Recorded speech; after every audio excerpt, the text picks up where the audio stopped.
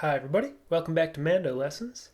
In this lesson I'm just going to be going over the notes of the mandolin, from open strings to the names of the notes up the fretboard.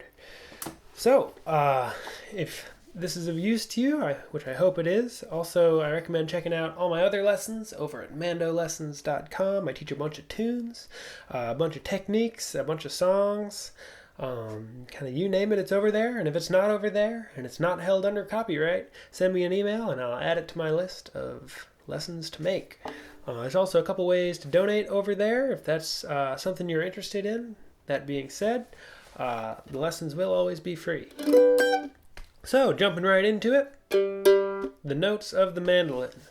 Rather than, tell you every note that's between here and here, I think just sort of in a long list, I think it's great to have some sort of waypoints on the instrument, and a great set of waypoints is the way that the instrument is tuned. So the open lowest string is a G string. It's a G note. The next set of strings up is a D. So we have G and then D. Next string up is A. And the next string up after that is E. And having those notes in mind can be really helpful as you start to fill in the notes in between them. So, starting from the bottom, going up to the top, on the G string, we have a G, and then you can call that either a G sharp or an A flat. Next note, second fret, A natural. Third fret, B flat or A sharp. Next note up, fourth fret, B natural. And when I say natural, I just mean often it'll just be called B or A on the second fret. But I'm just using the word natural to distinguish because, rather than saying B flat and B, I'm just saying B natural to make it a little more clear. And then C on the G string, fifth fret. C sharp on the G string, then D natural on the 7th fret. And once you get to that 7th fret, magic thing happens. Well, it's not really magic, but it's the same note as the next string open. That can be really helpful for tuning if you don't have a tuner, but you have one, say your G strings are in tune and you need to tune your D strings. 7th fret on the G string, same as the open D string. So you can tune your D strings to the 7th fret on your G string. I'll go over those again really quickly. We have G, G sharp or A flat, A natural, B flat or A sharp, B natural, C natural, C sharp or D flat, and D natural. And as an exercise, rather than trying to memorize these note by note and try to get the whole fretboard in one sitting, I think it can be helpful just to learn from 0 to 7 on the G string as a first exercise. Rather than trying to learn all the notes at once, set yourself a more manageable task of open to 7 on the G string. As I said, 7th fret is D, so let's switch over to the open D string and keep going up fret by fret. We have D, E flat or D sharp, E natural, F natural on the 3rd fret, 4th fret is F sharp or G flat, 5th fret is G, and that G is an octave above our lowest open string.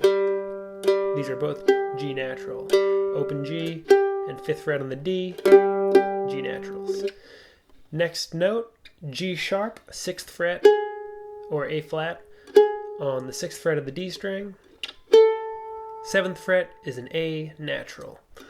And then just like the other strings, that 7th fret on the D string is the same as the open A string. Or in my case, close enough because they're a little out of tune. So if you've memorized from 0 to 7 on the G string, try to memorize 0 to 7 on the D string. And you'll notice once you get to G, that octave, the pattern just repeats of G, G sharp, A, B flat, etc. It just keeps going up and up. A string, open A, B flat or A sharp. Second fret is B natural. Third fret is C natural. Fourth fret is C sharp or D flat. Fifth fret is D. Sixth fret is D sharp or E flat. Seventh fret is E natural. And that is the same as the open E string. And then this last 0 to 7, real quickly, is E open, F natural on the first fret, F sharp or G flat on the second fret. Third fret is G natural, G sharp or A flat on the fourth fret, A natural on the fifth, A sharp or B flat on the sixth, B natural on the seventh. Now, if we had another string, it would probably be tuned to a B, but we don't. So that's sort of on. So continuing up the E string, just because once you get to the seventh fret on, say, your G string, that's the same as a D, and then above that D, that open D, is an E flat. So above this seventh fret D is an E flat. So the eighth fret on the G string and the first fret on the D string are the same note. And that holds true for the rest of the way up the fretboard.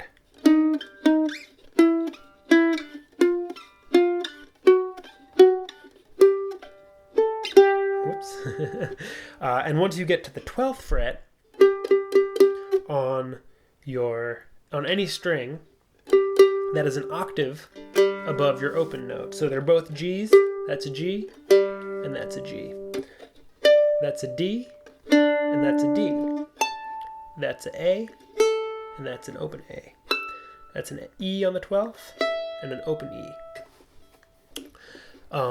So finding those notes in between, sort of in this range of the fretboard, is just taking your notes that you may have already learned on the string above it, the next higher pitched string, and moving them into this realm. So I'd say once you memorize the notes from open to 7 on all the strings, then your next good waypoint would be to memorize from 7 to 12 on all the strings. And again, you can start with the G string, and then once you get those, go to the D, go to the A, go to the E. And I'll go up through the E just because there's no higher string to move on to. Again, E, F, F sharp, G, G sharp, A, B flat, B is our 7th fret. That's where I stopped last time.